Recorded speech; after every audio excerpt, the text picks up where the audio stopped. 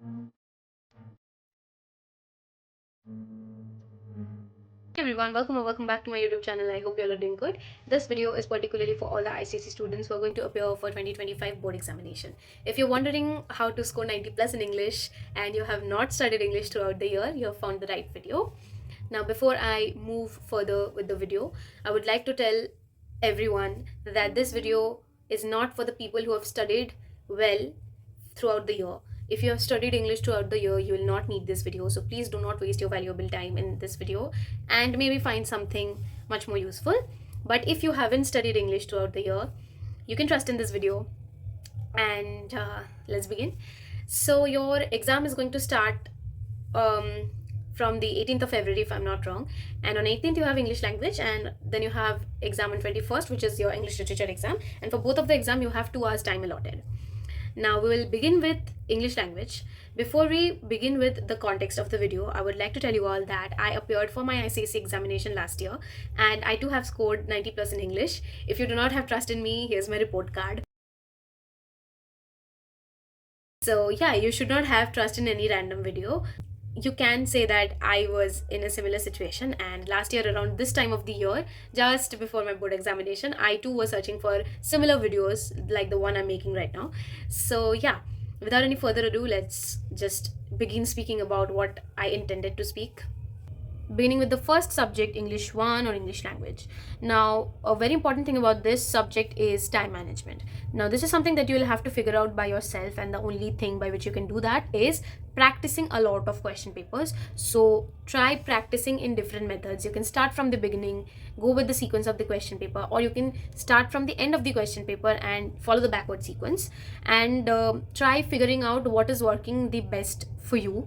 If you can write in the sequence, well and fine, and if you are not, if you are unable to finish it within the given time, try the backward sequence. So you'll need to find what is the best for you by practicing question paper. Now, what I used to do was I used to go with the sequence of the question paper. I used to start with the essays, then I used to write the notice and email, then I used to go for the comprehension, and then the grammar portion. That is what I used to do because I used to find it easier. Now, there's a pro tip is during the reading time, what you can do is you can guess the answers of the grammar portion. So your grammar portion is already done. Now you're starting from the beginning, and at the end you're just recalling the answers. That is what I used to do. Now there's a pro tip in here is what you can do.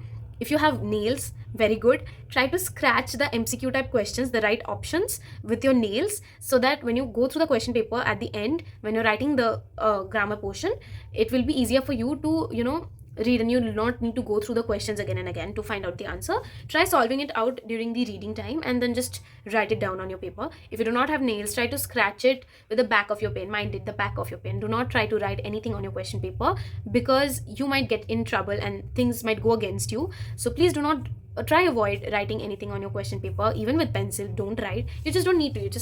You can scratch it with a pen. Now the people beside you cannot see that, and even the examiner will not be disappointed. So that is one way. Another thing is that if you find a lot of trouble in thinking about what you're going to write in the essay, you can do one thing is you can have an idea, try imagining what you're going to write during the reading time, and then start with it, then solve the grammar. There are 2 choices. Now you'll need to find what suits the best for you while practicing the question papers. Moving on to the second thing is writing of the essays. Now there are students who are really good at English and they try to write something really difficult to understand, or maybe they try to flex their vocabulary and write different ornamental words, which you should not do. Try to write your essays or the answers in your comprehension or the summary that you're going to write. Try to write all of those in very simple sentences. Try writing short sentences so that you make less grammatical errors. Short sentence will require less words, lesser tense, and you'll make less mistakes. Simple short sentences will help you fetch a lot of marks. That is what I did during my examination.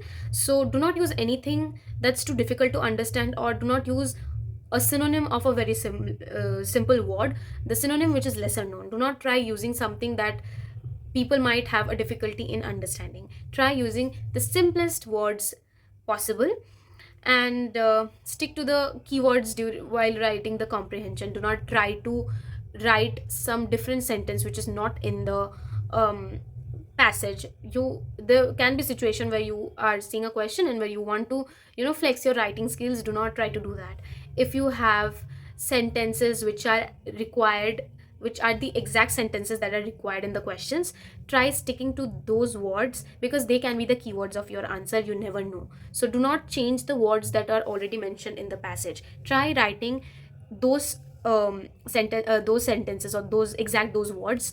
Now do not try making up, do not try writing synonyms of those words. So if you are asked to write something in the question, try, if the sentence is available in the passage, try picking that sentence up and write exact same sentence. Do not try making or exchanging the words with their synonyms. Do not do that, because they can be the keywords and you'll lose your marks. Solving grammar questions, the one thing that a lot of students find trouble in is writing the prepositions. In our exam, if you have already practiced the previous year questions, you'll find that the prepositions in our year was the easiest. That was really easy to solve, and it took me just a minute or two to solve the questions. And that was it for the grammar portion. Now the topics for essay writing might not be really common, but you can try practice writing, because what happens is when you're appearing for exams like this, which are actually boring, what happens is you lose interest in writing the questions, and then you zone out. And if you zone out, what happens is, if you lose concentration, what happens is you start losing marks, and you don't focus on the questions, what is required in the question. Start, if you zone out. So try one thing, try to practice from now, because you have almost a month, not a month, you still have a lot of time in your hand to practice all this. If you think that, no, I'm not going to practice now, and I'll leave English for the last week before examination, and I'll try to focus on all my subject, well and fine. 1 week is more than enough for practicing grammar. And if you dedicate the last week entirely to English, you can study other subjects as well. But if you try dedicating even 3 hours a day to English, it will be more than enough, trust me. Now you can go for this. This is all about English language, and it is very easy, trust me. You got this. Do not lose faith in yourself. It's not that late that you cannot mend things, because I am someone who never studied English. I used to study English just a day before my examination, so that is how I got all the grades that you have seen in my report card. And even during my board examination, I totally chilled. I was studying other subjects. I was relaxing, because that is one thing you need the most. Do not stress out yourself, because English language was also our first board examination, and you'll obviously feel really stressed, because you have never appeared for board examination earlier. You don't know how the atmosphere is. You'll keep searching for videos frantically, how to score this in this particular subject. Do not do all these things. This will stress you out. Do not try studying at the last moment. Do not try studying anything before you enter the examination hall, because what happens is, if you do this thing, what happens is, you will continuously think that, okay, I'm missing out on this, I'm missing out on that, maybe I should study this chapter, maybe I should study that chapter, and this makes you very anxious. Do not do this. Please calm yourself before you appear for the examination. On to English literature. Now this is going to be a tricky part for 2025 batch, because this is the first time you're getting Julius Caesar and treasure, not really the first time, but after a very long time you're getting Julius Caesar and treasure chest. We had Merchant of Venice and treasure trove. I cannot suggest a lot about Julius Caesar. I'm pretty sure that your teachers have already suggested you the important contexts of the entire drama. What I can suggest you is, again, stick to the keywords. Do not try changing the words with do not try making up new words. If the words have significance in that particular speech or paragraph, or that context, or that particular scene, do not at all change those words, because they can be the keywords. You never know. So try you should always try making the least change in your answer, and please try sticking to the book. For literature, you'll have to study, you'll have to go through the books, and you'll have to keep everything that's going on in the scenes in your mind. If you think that maybe it's too late for you to start studying the drama, you can focus on the stories and poems, the treasure chest book, and try answering most of the questions from stories and poems, and one from the drama section. What I can tell you is, try focusing on important context at this point. Try searching for videos which will give you a brief idea of what can come in your examination, what are the important context. For example, during my board examination, I was seeking help from 3 channels particularly. One is Study with Sudhir. This was a channel by Sudhir sir. He used to suggest everything, and the suggestions were really good.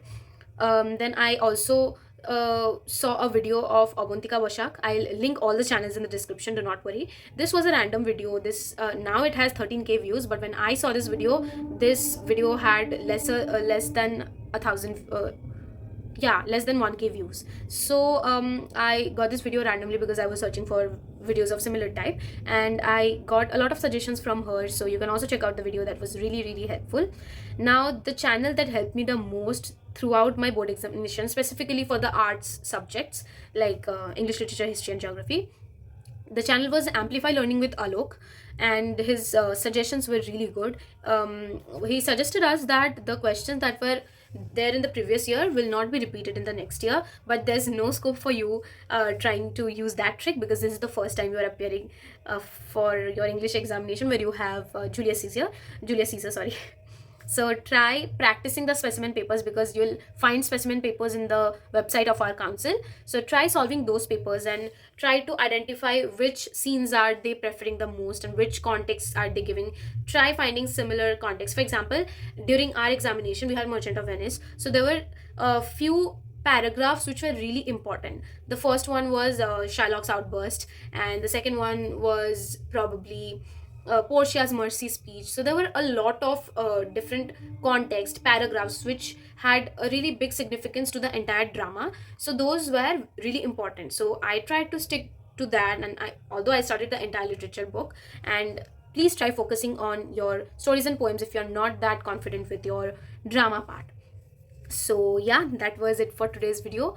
Try making notes for English literature, because that will help you a lot. Because once you are like once you're going to appear for your examination, what happens is you are having to search from 2 books what to study and what not to. So try utilize this 1 week before your examination and try making notes of everything, important points and what you need to remember. Try making notes of everything and jot it down. Try learning all those notes, so that you have an idea of the stories and poems and you know what happens after what. Try remembering the sequence also, the setting of the scene, who enters after whom. These things play a big significance, and they even ask you questions like who enters the scene after this. They ask you questions like this, and you already are familiar with the type of questions that you get. So try remembering those and make notes of them. I hope this video was helpful for you, because I was in a similar situation and these videos helped me. I'll link all the videos and the channels in the description, so you can check out their channels not only for English but also for history and geography. That was it for this video. I hope you find this video useful. Please keep working hard. You got this. So yeah, that was it for today's video. I hope you found this video helpful. If you did, please like the video, share it with your friends, and don't forget to comment below how was your exam after you give your exam.